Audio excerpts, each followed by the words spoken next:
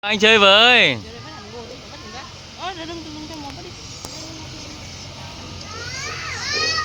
Anh ơi nhường em cho em chơi với. Có sang bên đây. Anh sang đây chơi rộng. Có sang đây.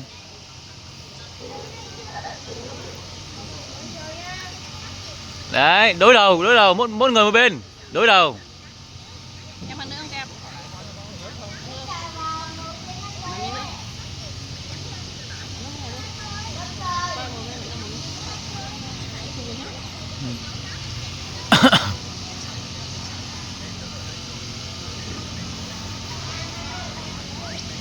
Ăn mì đâu? Ăn mì đâu? Ăn mì đâu?